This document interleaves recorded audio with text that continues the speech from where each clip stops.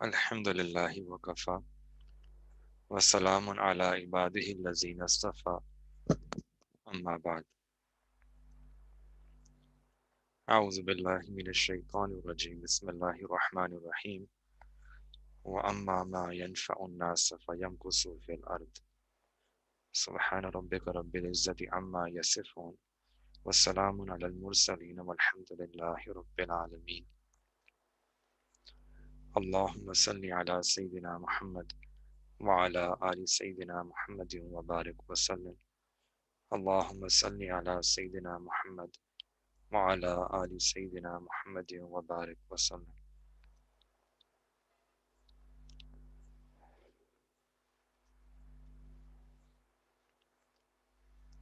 One of the names of Allah subhanahu wa ta'ala is An-Nafi. The word An-Nafi comes from this word Nafa, which all of us I think are familiar with, which means benefit. And An-Nafi refers to that being who provides benefits.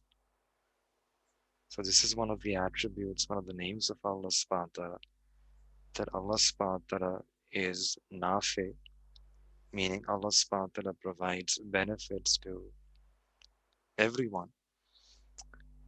For example, this earth belongs to Allah, water belongs to Allah, air belongs to Allah, everything. These are blessings of Allah subhanahu wa ta'ala, and all of us were getting benefit from them.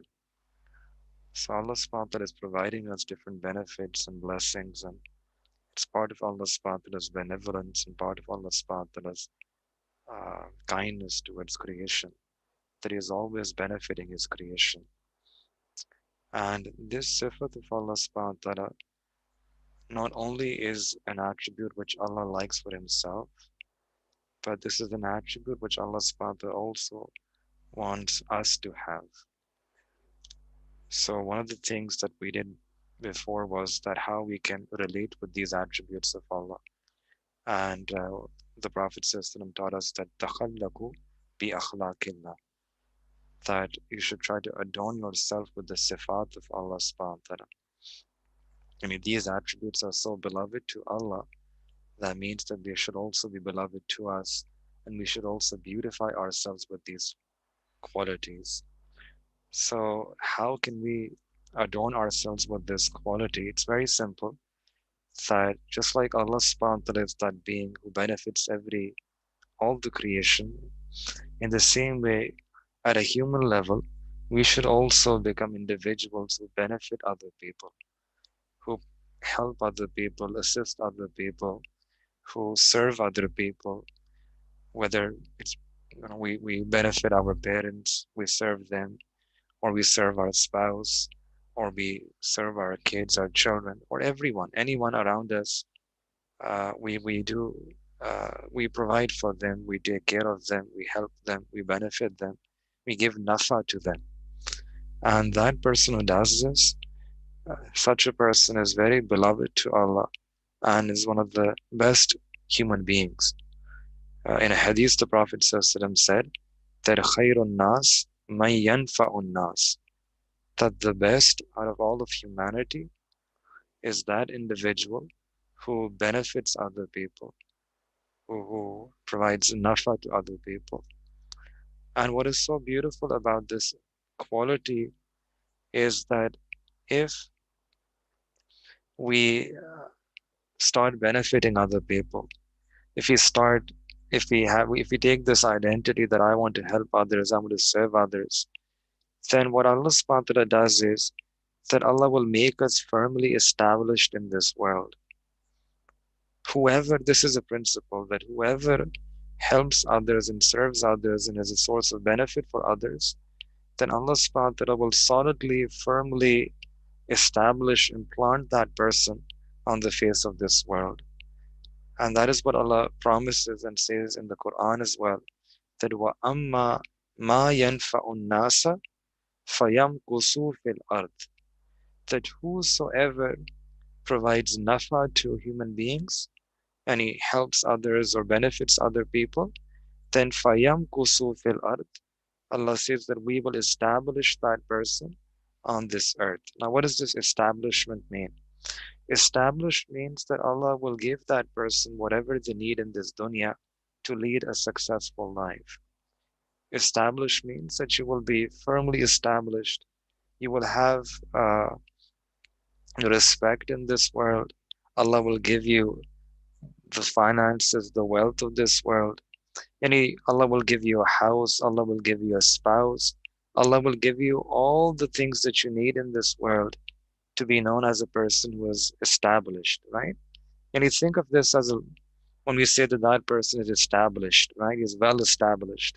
He's on his feet. So that means that person has all the comforts of life, right? All the luxuries of life. He has he has family, he has a house, he has a car, he has respect, he has honor. People love him, right? So it means that that is what Allah is promising us. That whoever helps others and benefits others, then Allah subhanahu wa ta'ala is going to make them established on the face of this earth, meaning Allah is going to give them all these blessings in this life. Because if a person doesn't have, for example, a home, or they don't have wealth, or they don't have honor, or people don't like them, then that person is not established, right? He's standing on thin air. So by the fact that Allah is saying Fayam kusu fil ard, that will make him strong and firm on this earth, means that that person will have the blessings of this life as well. So we should try to benefit other people as much as we can. And if we benefit other people, then Allah subhanahu wa ta'ala, Allah will help us. Allah subhanahu wa ta'ala will help us. And not only will Allah subhanahu wa ta'ala help us in this world and make our dunya beautiful, but in the same way, Allah subhanahu wa ta'ala will also draw us close to Him. Helping other people and providing nafa to other people is one shortcut way through which you can attain the qurb and the closeness of Allah subhanahu wa ta'ala. I think many of you would have heard this before, perhaps even in Urdu, that ibadat se jannat milti hai aur khidmat se khuda milta hai. That through ibadah, through worship, you get paradise, and by serving others, doing khidmat, you get Allah. And this is not some uh, made up statement, but there is a reality, there is a hakikat underlying the statement. And what that means is on this path of ibadat and worship, sometimes a person can spend years, but they may not be able to acquire those maqamat, those ranks, and that status in the sight of Allah, which a person can get if they serve other people, if they benefit other people. In fact, there are some uh, ranks of closeness with Allah, some maqamat of closeness with Allah, which a person cannot attain through ibadah. One can only attain those maqamat, those ranks of closeness and intimacy with Allah through this path of serving others, of helping others, benefiting others. So, for example, if we look in the Quran, there are two stories that are very instructive, and both of them are actually about the Anbiya of Allah subhanahu wa ta'ala, alayhi salatu wassalam, prophets of Allah. The first story is about Sayyidina Musa alayhi salam. Now, Sayyidina Musa alayhi salam, he is traveling with his wife, and they are leaving Madian and they're traveling towards Misr, Egypt. And it's night time and it's cold wind, it's a desert journey. And his wife, she says to him that I am feeling this labor pain. She was expecting and she said that I'm feeling labor pain. So Sayyidina Musa alayhi salatu wasalam, he looks here and there and it's a desert, right? There's no place to even hide. So what am I supposed? He's thinking that what should I do in these halat? So he looks right, looks towards the left, and then when he looks in front, far away on the mountain, he sees that there's this big mountain, and then on the top of that mountain there is this fire. Something is burning. Something he can see light. So he turns towards his wife and says that Izra'a naran faqala li ahlihi umkusu, that you stay here and I see this fire there, and I'll try to go to that fire. Maybe I can get some warmth, or if nothing else, I can try to find the way, some community or people living nearby so that we can go and live. We can go there, right? So, Sayyidina Musa alayhi salam, now he approaches that mountain, he approaches that fire on that mountain, and the moment he reaches that fire, so there is a voice that he hears from above, which is the voice of Allah subhanahu wa ta'ala. Inni ana rabbuk. That, O Musa, I'm your Lord. Fakhla na'alaik. Take off your shoes. Innaka bilwadil muqaddasi tuwa. For indeed you have entered into this muqaddas, this sacred valley. And at that time, Sayyidina Musa alayhi salam, he was blessed with the nabuwat. He was blessed with the nabuwat. Imagine in this story, what is so ajeeb is that how he left with this feeling that my wife, she needs some help, right? She needs some help, and he went to fulfill her need, again providing benefit to her, khidmat, serving, right? And when he reaches that mountain, what happens? Allah subhanahu wa ta'ala blesses him with the nabuwat. Allah subhanahu wa ta'ala blesses him with this maqam of nabuwat. And if you look at this story, in this story, we don't see anything, we don't see ibadah. What we see is just this khidmat, this concern that Sayyidina Musa alayhi salam had to serve his spouse, his wife. And this teaches us a very important lesson, right? That whoever has this kind of empathy and feelings for others, and they want to take care of other individuals and help other, benefit other, looking for opportunities to assist others, then this khidmat of others is so beloved to Allah subhanahu wa ta'ala that this can be a way through which a person can get the qurb and the closeness of Allah. So Mu'min is that individual who tries to help other people and provide fayda and benefit to others. Some Urdu poet, in the story, he said that खुदा के दीन का मूसा से पूछो हाल, खुदा के दीन का मूसा से पूछो हाल, कि आग लेने को जाए और पैगंबरी मिल जाए. Right? That he went to get the fire, and Allah subhanahu wa ta'ala blessed him with the nabuwa. Then the second example that we see is about the Prophet ﷺ himself.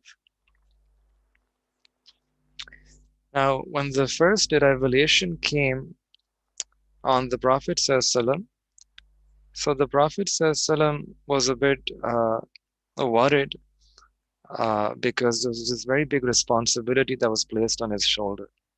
And he was trembling, and he also had this natural fear, right? That will I be able to discharge this responsibility properly or not?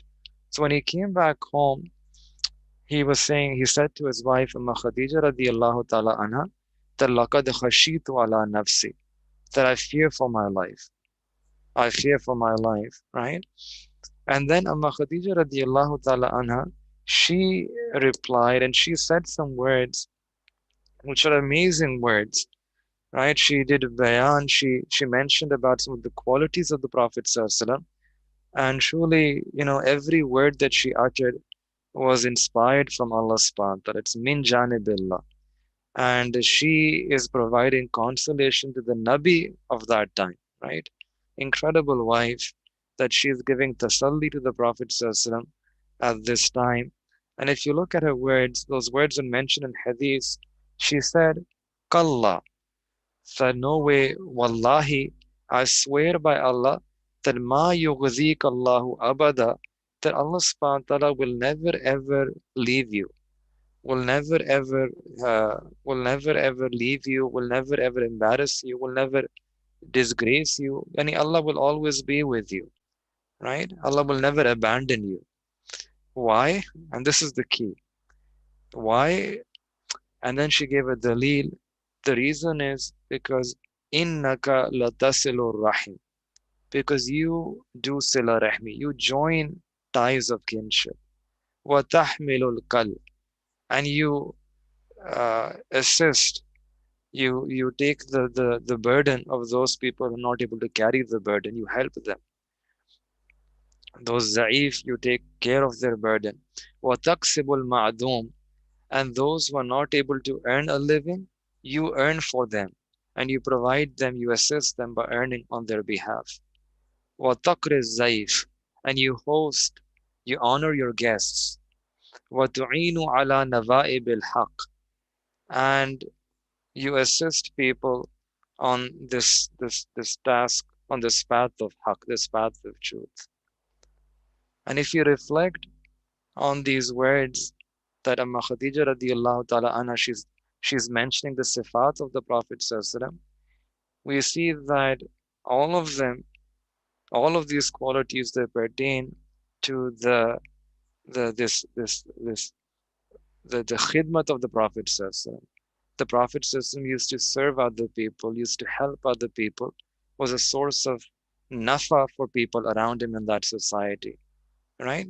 Joining ties of kinship, earning for those who are not able to earn, honoring the guest, helping people on the path of haqq, right? Those who are zaif, lifting up their burden. So all of these are sifat which pertain to providing help and assistance, madad to other people, nafa to people around you. And it seems that because of this, the Prophet ﷺ, and either the maqam, the rank of the Prophet ﷺ, the high rank that he was able to achieve, this quality of serving and benefiting other people was a very important and integral part, right, of his personality. And this is, by the way, before Nabuwat. Any Nabuwat came after this. Before Nabuwat, the Prophet ﷺ used to help other people. And perhaps that was the reason that Allah subhanahu wa ta'ala also blessed the Prophet ﷺ with this high rank. So today, all of us, we unfortunately have a very different way of thinking about life. We want other people to help us, and we don't want to help anyone else, right? That we don't want to serve any other people. We just want other people to serve us.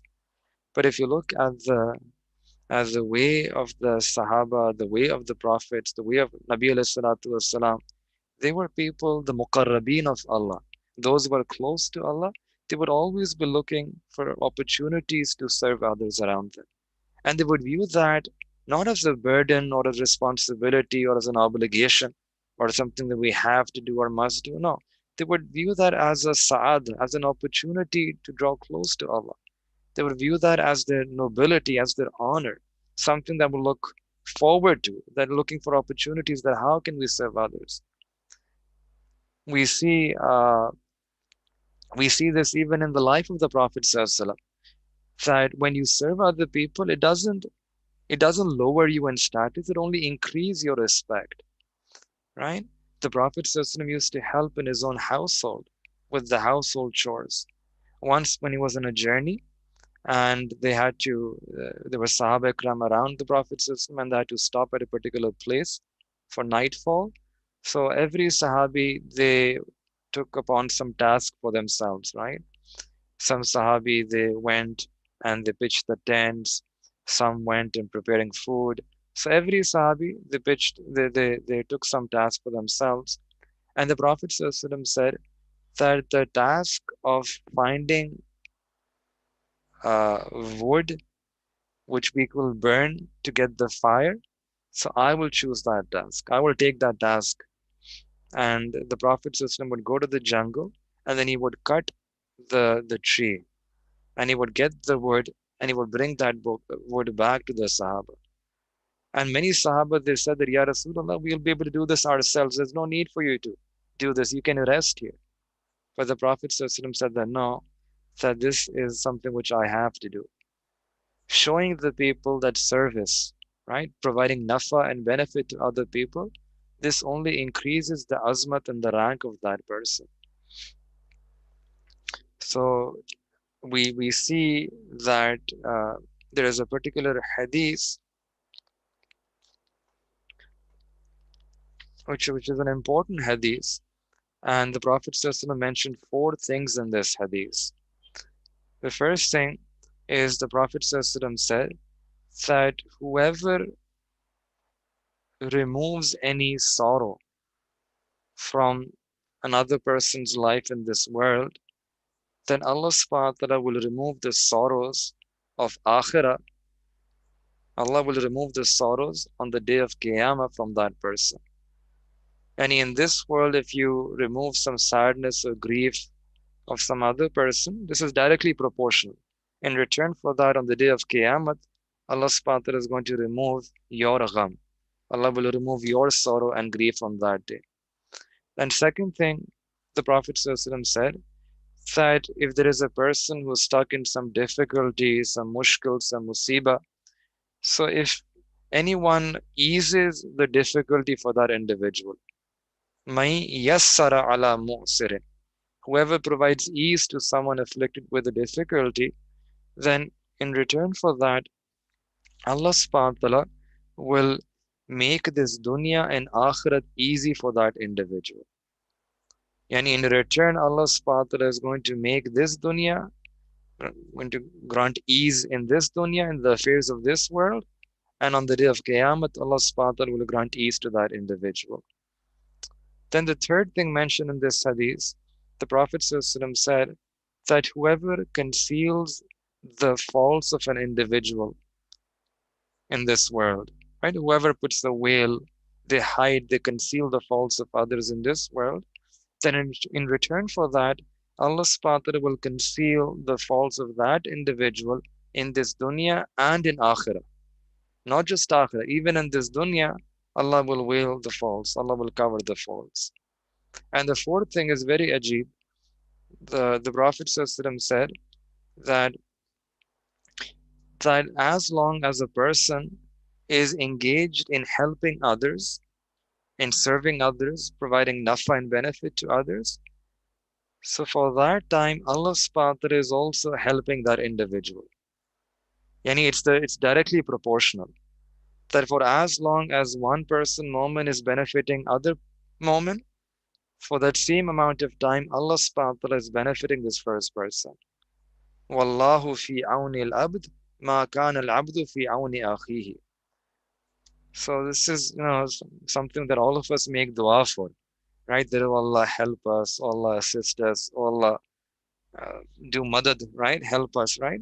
All of us, we're asking, we're making this dua that Allah help us in our affairs. Now look at the Sharia. Sharia is teaching us such a beautiful technique and a strategy that if you help other people, if you benefit other people, then in return for that, Allah subhanahu wa ta'ala is going to benefit you. Allah is going to, if you help others, Allah will help you. And Allah will become your helper. And if Allah subhanahu wa ta'ala becomes your helper, then who else do you need in life? Right? Then your dunya and akhirat will be set.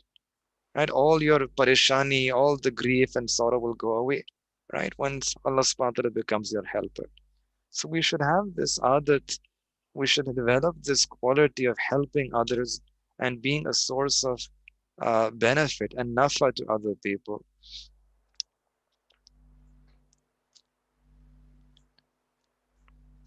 Then similarly, uh, there is a there is another statement by Hazrat Abdullah bin Masud radiyallahu ta'ala an, and this is also very beautiful, right?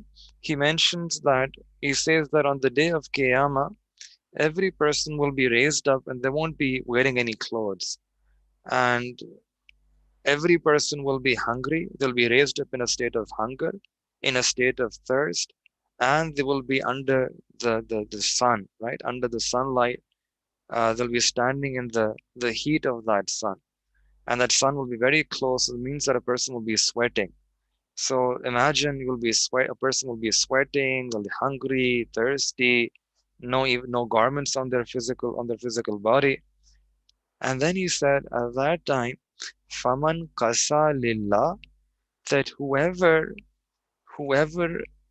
gave clothes to someone for the sake of Allah in this world, and whoever provided garments through which other people could conceal themselves in this world, Qasahullahu, Allah subhanahu wa ta'ala will give them garments on that day.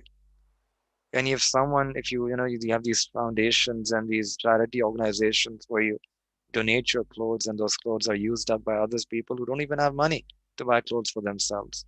So whoever helps them, benefits them in such a way that you provide clothing to them in this dunya, then kasahullah, Allah will provide us clothes and garments on that day.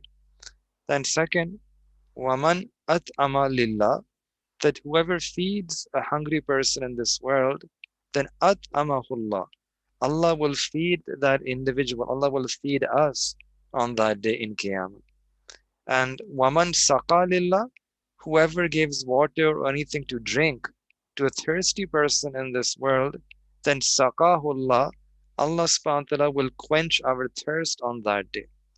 And waman amila lillah, and whoever does an amal, a good amal in this dunya for the sake of Allah, then aghnahullahu ta'ala, then Allah subhanahu wa ta'ala will make that person ghani, wealthy and rich on the day of Qiyamah.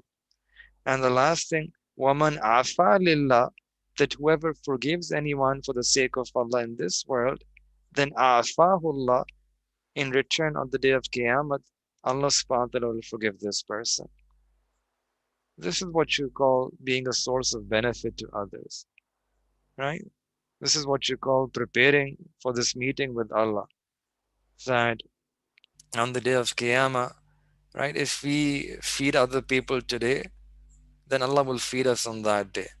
If we give drinks to other people this day, Allah will give us drink on that day. If we clothe other people, help other people with clothing, Allah will clothe us on that day. So we should not think that when you benefit other people, we shouldn't think that I'm doing a favor on the other individual. I'm doing an ihsan on the others. No, no, no. Right? We should think that I'm doing a favor to my own self. Because in return for this, in Qiyamah, Allah is going to return all these things back to me. And at a time when I need it the most. Right? So we're not doing favor on anyone else. Right? We are doing a favor to our own self. We are doing a favor to our own self if we do this.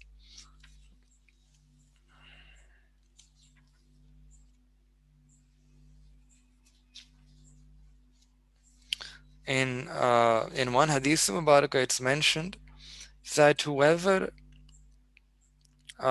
sets out to provide nafa to some Muslim, right, to fulfill the need of a Muslim, then for every step that you take, Allah will give you 70 good deeds and 70 sins will be forgiven.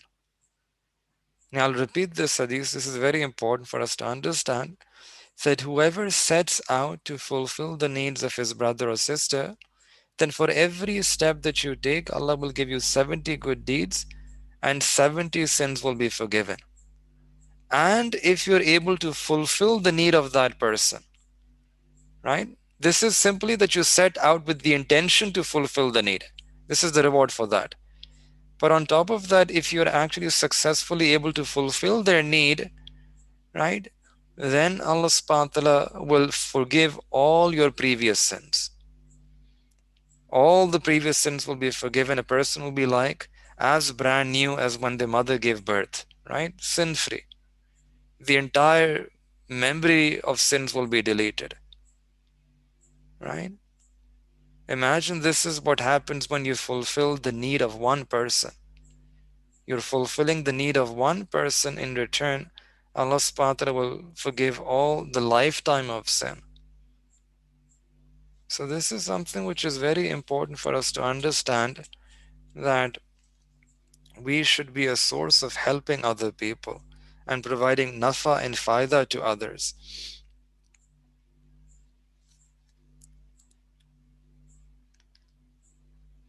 In another hadith Mubarakah it comes that whoever sets out to fulfill the need of his brother or sister, then that person will get the sawab of 10 years of nafli itikaf.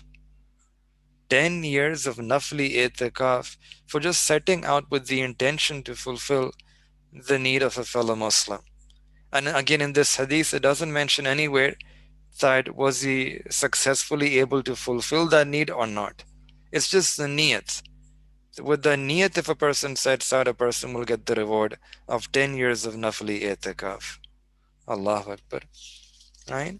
Uh, and this is what we see in the life of the Sahaba Ikram as well. There's a beautiful story about Sayyidina Usman Ghani radiallahu ta'ala an. This was a time when there was some shortage of water in Medina Munawwara. Muslims, they wanted water but they didn't have access to water. Far away there was this one well which was in the ownership of a Jew. And the Muslims they had to go there and they had to draw water from that well. And that Jew used to take a lot of money as a charge, as a fee for allowing people to use his well. So Sayyidina Usman radiallahu ta'ala anhu, he felt that Muslims are needy of this water and I should do something. I should make some arrangement to help, to provide nafa to them. So he came to this Jew and said that if you want to sell this well, I'm willing to buy it from you. So the Jew said that no, no, no, I don't have an intention to sell it. This is the way I earn my livelihood. So then Sayyidina Usman radiallahu ta'ala anhu, he gave a proposal that look, whatever price you say, I'm willing to pay your price. But the Jew, he again refused that I cannot sell this. But Sayyidina Usman radiallahu ta'ala anhu, he was also a tradesman, he was also a trader, a businessman, right? So he used one of his trading business techniques, a trick you can say. He said that look, let me give you a mashwara, a counsel, that you can take this money from me, you can take the full payment from me and just sell me this, just give me half ownership of this well. Any half ownership you will have, and the other half I'll have for myself. And I'll give you the entire payment, the full payment that I'm willing to pay you. Up that Jew was, he was surprised. He said, okay, fine. That I'll get the full payment and I'll also have half possession of this well. So he said, Teek, right? He took the entire payment and that well, it was divided half, which meant that half of the time it could be used by Sayyidina Usman radiallahu ta'ala an, and the half, the right to use was divided equally, right? Now, after paying the entire payment and getting this right to use it half of the time, so they did this further negotiation and they decided that look, one day will be your turn to draw water from this well, and the other day will be my turn to draw water from this well. And the Jew said that, "Theek, fine, right? That's fair deal." So whenever it was the turn for the Jew to draw water, he would charge people some fee, right? That pay me the money, and then I will allow you to draw water from this well. So this continued for some time, and when this sort of arrangement became solid, then Sayyidina Usman radiallahu ta'ala anhu, he announced among the people that whenever it's my turn to draw water from this well, O Muslims, you can come and you can take this water for free. O people, you can come and you can draw this water for free. Now, when people started, they had this opportunity that one day they can get the water for free. So why, right, pay money to get that same water?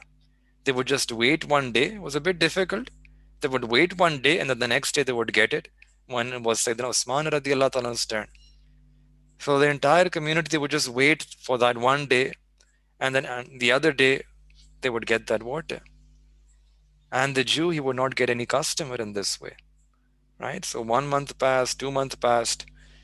Finally, he came to Sayyidina Usman radiallahu ta'ala an and said that you can buy the other half from me as well.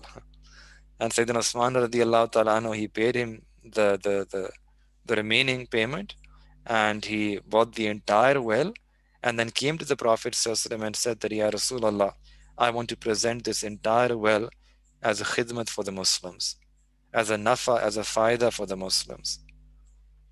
This is how the Sahaba Ikram used to be. This was the tayari, how they would prepare for akhirah, how they adorned themselves with the sifat, right, of providing nafa to other people. Khairun nas may yanfa'un nas. that that person who provides benefit to other people, that person is the most beloved in the sight of Allah, is the best in the sight of Allah.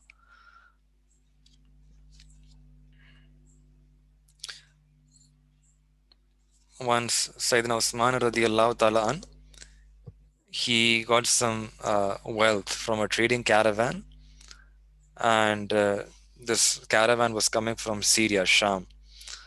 And Ajib, that the goods that they were carrying were precisely those goods which were in a shortfall in Medina Munawwara. Any people in Medina Tayyibah, they really were looking forward to those goods. There was a dire need for those goods. Uh, so you can sort of understand, for our sake, like rice or sugar, right? They would get this rice or sugar from faraway regions, and sometimes there was a shortage or a famine there in Medina Tayyibah. So anyway, when this caravan came to Medina Tayyibah, some people from within Medina Munawwara, they came to Sayyidina Usman radiallahu ta'ala an, and said that this mal that you're getting from Syria, we want to buy this from you. We want to buy this from you so that we can then sell it later on at a higher price to the people living in Medina Tayyibah. Right? So Sayyidina Usman radiallahu ta'ala asked them that, okay, fine, I can sell this to you, but tell me first that how much profit will you pay me? How much nafa will you give me? Right? So they said that we are willing to pay twice the profit, twice the normal profit. And if you bought this for 100, we can give you 200. So Sayyidina Usman radiallahu ta'ala, he said, no, that's too less. So one of them said that, okay, I'll pay you 3 times, give you 3 times the profit.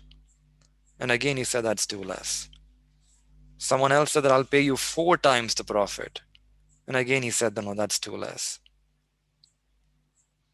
And then one person, he offered that I'm willing to pay you 5 times. And again, he said that no, that's too less. That I want more profit. Now people were surprised, right? That one of them asked that Usman radiallahu an, who will buy, right? Who will pay you more than 5 times the profit, right? Who will pay you that much? And then Sayyidina Usman radiallahu ta'ala, he said that I have a customer. I have a being that who is willing to give me 70 times the profit. 70 times profit on this investment. They asked, who is it? He said, that he is my Lord, Allah subhanahu wa ta'ala. My Lord, Allah subhanahu wa ta'ala, has promised to me in the Quran that if you spend anything in my path, I'm going to multiply that 70 times, 700 times, and I'll give it back to you. So the entire caravan carrying all these goods, all the camels carrying all these goods, he took all of those goods and he distributed them among the Muslims for free, for the sake of Allah subhanahu wa ta'ala. Right? He made a deal with Allah subhanahu wa ta'ala.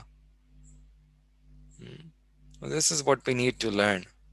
That if we can also become individuals who can make this deal with Allah subhanahu wa ta'ala, kabhi karke dekhe. Right? Try sometime to make a deal with Allah subhanahu wa ta'ala.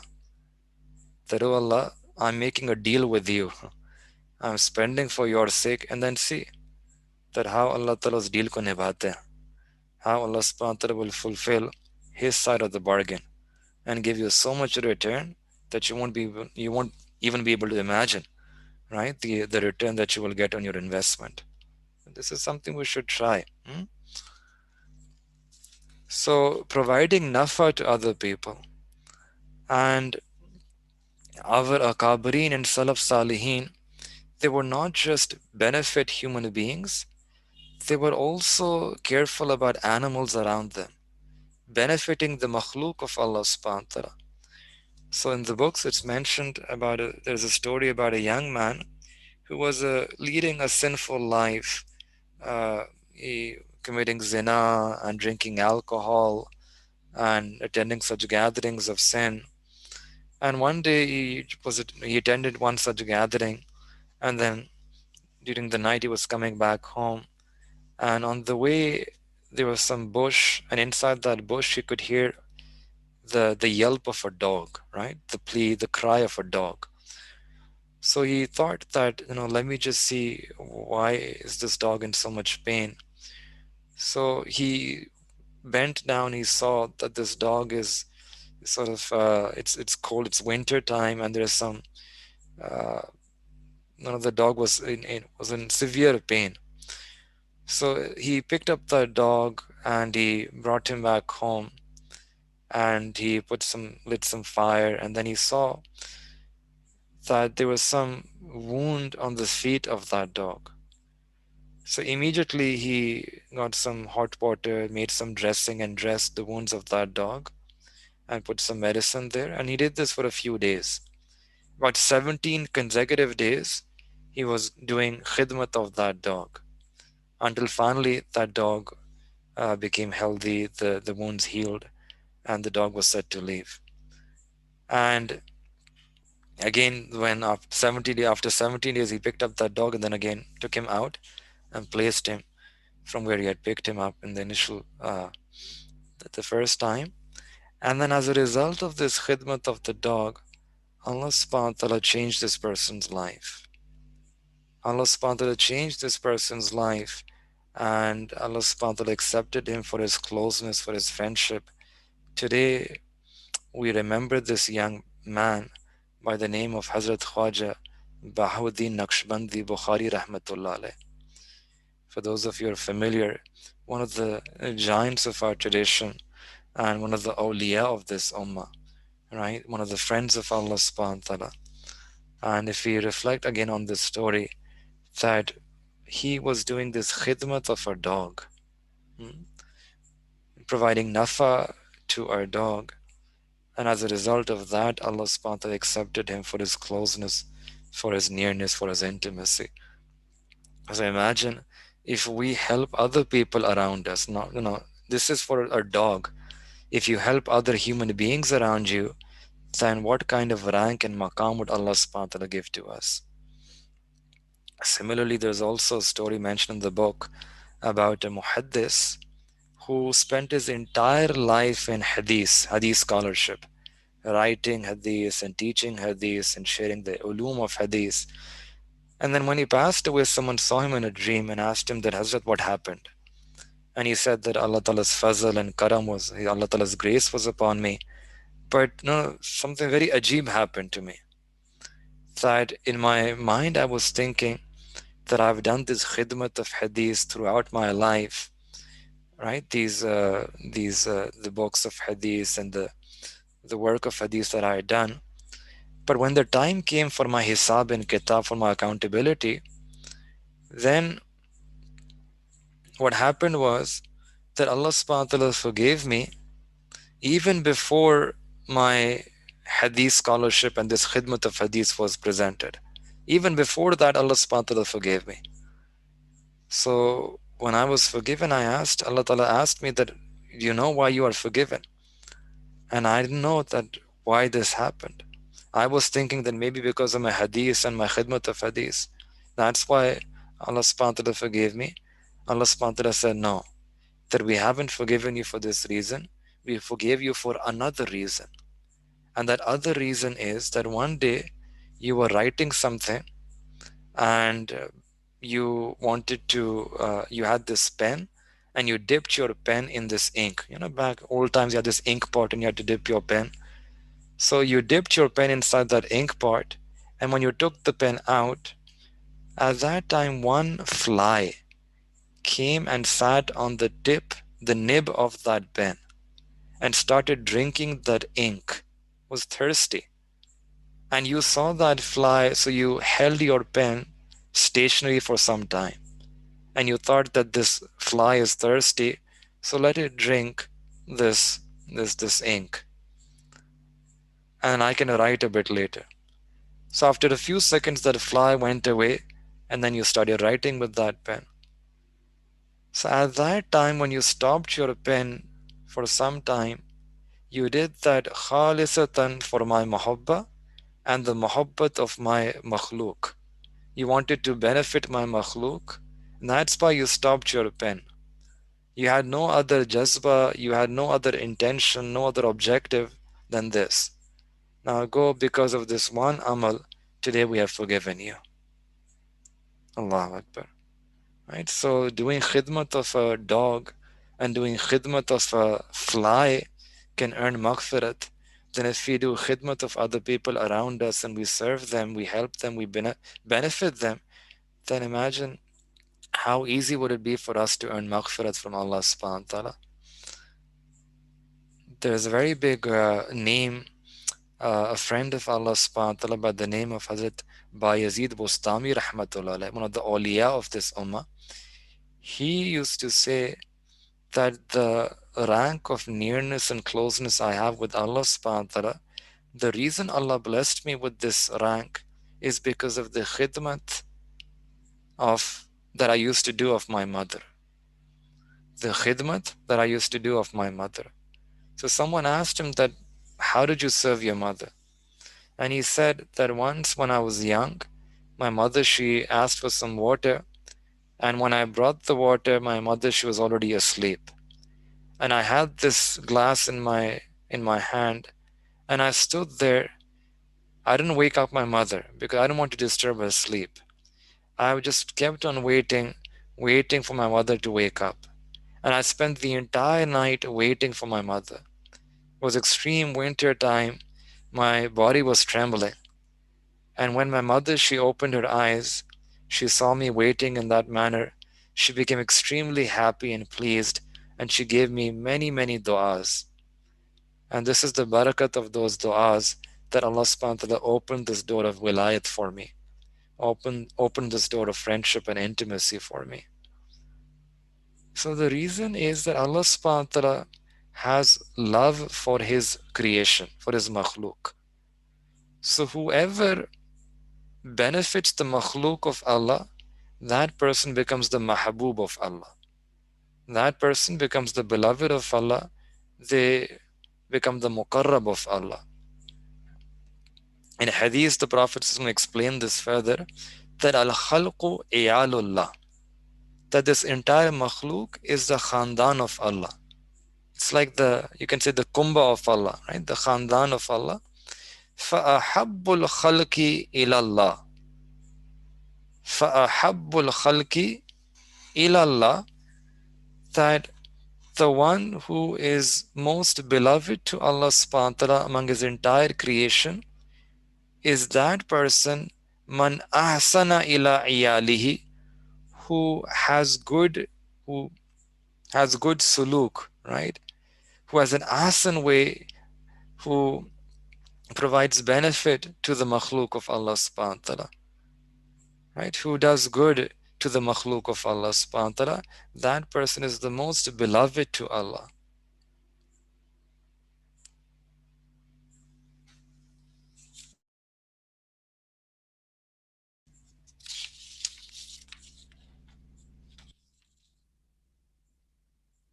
I'll just end with one final hadith, that there are many people who are engaged in the khidmat of creation, and this can be done in different ways, many different ways, right? But one way where we can serve other people is to help other people in their deen. This is also nafa, that you can provide nafa to them in their dunya, but a better way, a more rewarding way is to help other people in their relationship with Allah, in helping them draw close to Allah subhanahu wa ta'ala. And if you imagine that by presenting one glass of water, this one glass of water is so rewarding in the sight of Allah. So if a person removes the dini thirst, right? The spiritual thirst of a person, the imani thirst of a person, then how much reward and sawab would a person get? Hmm? The students of knowledge, right? They have this thirst for ilm deen. To remove that thirst and quench their thirst, how much rewarding would this be in the sight of Allah subhanahu wa ta'ala? If in this dunya there is a traveler, a person who lost the way, and you guide him to his destination, helping that person and guiding him to his destination, this is a amal which is rewarding and a way through which you can earn the closeness of Allah. Then someone who has lost the way in deen, someone who has lost the way towards Allah, if you guide them and bring them to this path of Allah, how much easily a person will be able to attain this qurb of Allah. Hmm? If someone doesn't have clothing, a garment, and if you give him some clothing through which he can cover himself, he can cover his jism, so this will be rewarded as sadaqah. On the other hand, if we help another person to cover himself with this libas of taqwa, then how much azim sadaqah would this be in the eyes of Allah subhanahu wa ta'ala? So Hazrat Anas bin Malik radiallahu ta'ala anhu, he narrates this hadith from the Prophet sallallahu alaihi wasallam, that Allah أخبركم عن أقوام ليسوا بأنبياء ولا شهداء. The Prophet ﷺ said that shouldn't I inform you about such people who will neither be among the Anbiya nor will they be from the Shuhada. They will not be prophets, they won't be the martyrs. However, يغبطهم يوم القيامة الأنبياء والشهداء بمنازلهم من الله عز وجل. But on the day of Qiyamah, the Anbiya and the Shuhada will be doing rashk, will be amazed and surprised at the high ranks these people would have achieved. And these people will themselves not be from the Anbiya and the Shuhada, but on the day of Qiyamah, the Anbiya and the Shuhada will be amazed at the ranks that these people would have reached. And they will be ala manabira min nurin yakununa alayha. They will be made to sit on the mimbar of Nur. So when the Prophet he mentioned this, the Sahaba Ikram, they asked that qalu manhum. They asked that, Ya Rasulullah, who are these people? Who are these people? And the Prophet said, Alladhina yuhibbibuna ibadallah ilallah. That these are those people who make the servants of Allah the beloved of Allah, who make the ibad of Allah the beloveds of Allah, and who join them towards Allah subhanahu wa ta'ala. And وَيُحِبِّبُونَ اللَّهَ إِلَى إِبَادِهِ, and they make Allah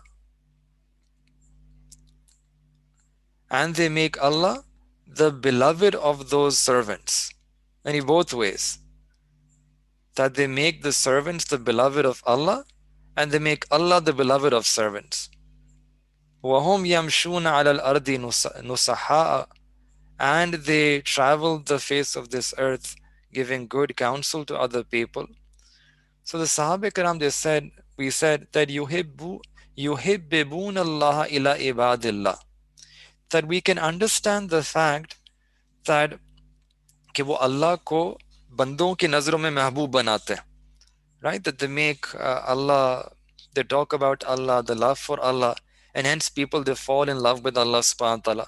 So we can understand that part, that these are they by telling about Allah subhanahu wa ta'ala, they make people fall in love with Allah. We can understand this part, but how can they make people the beloved of Allah? How can they make people the beloved of Allah? The Prophet ﷺ said that يَأْمُرُونَهُمْ بِحُبِّ اللَّهِ وَيَنْحُونَهُمْ. So they will tell them to do those tasks which are according to the muhabbat of Allah, and stay away from those things which are displeasing to Allah. And when these people, they do those tasks which are pleasing to Allah, and when they abstain from those things which are displeasing to Allah, in this way they will become the beloveds of Allah subhanahu wa ta'ala. Right? So this is the way they will become the beloveds of Allah subhanahu wa ta'ala. And these are those people, right? If we can also make this an objective of our life, that I want to, at whatever level my niyat, my goal is, that I also want to be that individual who works on my own self and tries to draw close to Allah subhanahu wa ta'ala. But more than that, an additional responsibility is that I also want to play that role, where I can connect people to Allah. I can be the connector, right? Where I can bring people close to Allah and I can bring Allah close to people, right? And such a person will be getting this high rank, and this akhirah will be made to sit on this mimbar of nur and get such an amazing rank that the Anbiya alayhi salam and the Shuhada, they will be looking and they'll be mesmerized, they will be amazed at the maqam that Allah subhanahu wa ta'ala will give to such a person. So we make dua to Allah subhanahu wa ta'ala that may Allah subhanahu wa ta'ala enable all of us that we can adorn ourselves with this sifat, and we can also become a source of nafa and faida to other people around us. Uh, وآخر دعوانا أن الحمد لله رب العالمين.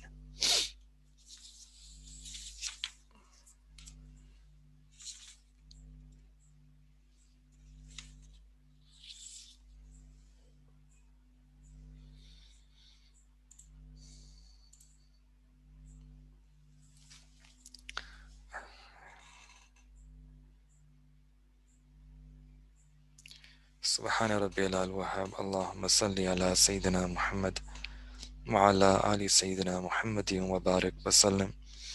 ربنا ظلمنا أنفسنا وإن لم تغفر لنا وترحمنا لنكونن من الخاسرين. Ya Allah, Ya Rabbi Kareem, Zalamna Anfusana. Allah, we have wronged ourselves. Ya Rabbi Kareem, Ya Allah, we come to you tonight. Allah, we want to undo this wrong. Allah, we want to undo this zulm. Ya Rabbi Kareem, we want to undo our sins. Ya Rabbi Kareem, Ya Allah, we ask that you accept us. Allah, we ask that you forgive us. Allah, we ask that you shower us with your rahmah. Allah, we ask that you shower us with your maghfirah. Ya Rabbi Kareem, Ya Allah, forgive us for all the huququllah. And Ya Rabbi Kareem, forgive us for all the hukukul ibad. Ya Rabbi Kareem, Ya Allah, make us such that we become pleasing to you. Allah, grant us the ability that we can adorn ourselves with those sifat that are pleasing to you. Ya Rabbi Kareem, Ya Allah. Allah, we ask that you enable us to do this takhallaku bi akhlaqillah, that we can adorn ourselves with your akhlaq. Allah, just like you are Rahim, Allah, make us also merciful and Rahim towards people around us. Allah, just like you are Sattar, Allah, make us also Sattar so that we can also conceal the faults of others. Ya Rabbi Kareem, just like you are generous, Allah, we also ask you for that generosity. Allah, grant us a generous heart. Ya Rabbi Kareem, Ya Allah, just like you are An-Nafi', you provide benefit to other people. Allah, we also ask that you adorn us with this sifat and make us also nafi to people around us. Allah, make us nafi to the makhluk around us. Ya Rabbi Kareem, Ya Allah, make us nafi, Allah, to everyone around us. Ya Rabbi Kareem, Ya Allah, adorn us with this sifat. Allah, adorn us with all the, Allah, beautify us with all the sifat the mu'minana. Ya Rabbi Kareem, Ya Allah, we ask you, Allah, that you purify our hearts. Allah, remove all the blameworthy attributes from our hearts. Remove the arrogance from our heart. Remove the lustful feelings from our hearts. Remove this excessive love for the dunya from our hearts. Ya Rabbi Kareem, remove envy and jealousy from our hearts. Remove anger from our hearts. Ya Rabbi Kareem, remove pride and arrogance from our hearts. Ya Rabbi Kareem, Ya Allah, we ask that you adorn us with all the praiseworthy attributes in our heart. Ya Rabbi Kareem, grant us haya in our eyes. Grant us haya and chastity in our heart, in our thinking, in our feelings. Ya Rabbi Kareem, make us people of haya. Allah, you yourself love haya. Allah, your Nabi alayhi salatu wasalam loved haya. Ya Rabbi Kareem, Allah, we also ask you that you bless us with the sifat of haya.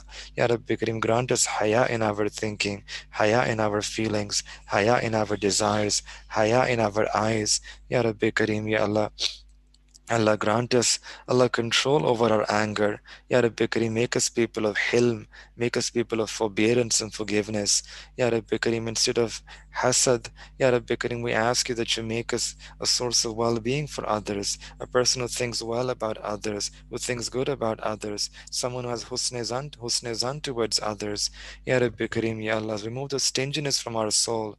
Allah, make us people who are generous. Allah, make us people of this benevolence. Allah, make us people lot of empathy. Allah grant us tawfiq that we can treat others with kindness, with softness.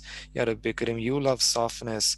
Ya Rabbi Karim, we ask that you make us soft in our heart. Allah, soften our hearts. Ya Rabbi Karim, incline our hearts towards your remembrance. Ya Rabbi Karim, grant us softness our nature, softness in our character, softness in our temperament. Ya Rabbi Karim, Ya Allah, we ask you, Allah, that you remove the arrogance from our hearts, and Allah grant us humility. Ya Rabbi Karim, grant us ajizi and humility. Allah, beautify us with tawazu. Ya Rabbi Karim, Ya Allah, we ask that you remove the sins of our nafs. Allah, make our nafs mutma'inna. Ya Rabbi Karim, make our nafs mutma'inna. Allah, make our nafs mutma'inna. Ya Rabbi Karim, make this nafs according to the Quran, Sunnah, and Sharia. Ya Rabbi Karim, Ya Allah, accept us for this path of zikr. Accept us for this path of muhabba and mahbubiyya. Ya Rabbi Karim, grant us tawfiq that we can do your zikr kasir. Allah, every inch of our body, Allah, make it jari with your zikr. Allah, every atom of our existence, Ya Rabbi Kareem, make it jari and sari with your zikr. Ya Rabbi Kareem, allow us to lose ourselves in your remembrance. Allah, allow us to lose ourselves in your remembrance. Allah, grant us fana in zikr, baka in zikr. Ya Rabbi Kareem, Ya Allah, make us jari and sari in zikr. Ya Rabbi Kareem, grant us fana ya qalbi. Ya Rabbi Kareem, we ask you, Ya Rabbi Kareem, that you remove all the unlawful from our hearts, all the ghairullah from our hearts. Allah, wipe our hearts clean of ghairullah. Ya Rabbi Kareem, Ya Allah, we ask you that you come into our hearts. Allah, remove all the roommates. Allah, remove all the shuraka. Remove all the idols from our hearts, whether they're idols of statue or idols of thoughts. Allah, remove all the idols from our hearts. Ya Rabbi Kareem, Allah, we ask you, Allah, that you grant us tawfiq, that we can remember you with the full extent of our hearts. We can love you with the full completeness of our hearts. Uhibbullahu bi kulli qulubikum. Ya Rabbi Kareem, Ya Allah, increase us in our love for you. Increase us in our desire for you. Increase us in our longing and yearning for you. Allah, make us love you more than any other love that we have in our hearts. Make us desire you more than any other desire that we have in our hearts. Allah, make us long for you more than any other longing, any other yearning, any other desire, any other tamanna or wish that we have. Ya Rabbi Kareem, Ya Allah.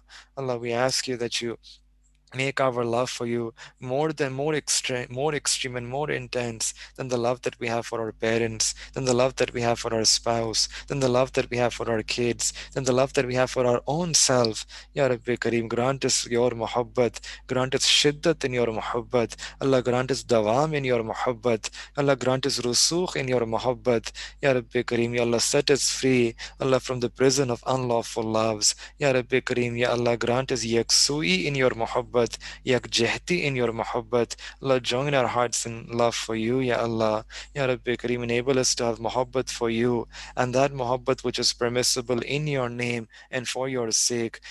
Allah, and we ask for that muhabbat which is lillah, billah, and fillah. Ya Rabbi Kareem, Ya Allah, we ask you, Allah, that you accept these du'as from all of us tonight. ربنا تقبل منا إنك أنت السميع العليم وتب علينا إنك أنت التواب الرحيم صلى الله تعالى على حبيبه خير خلقه محمد وعلى آله وصحبه أجمعين برحمتك يا أرحم الراحمين.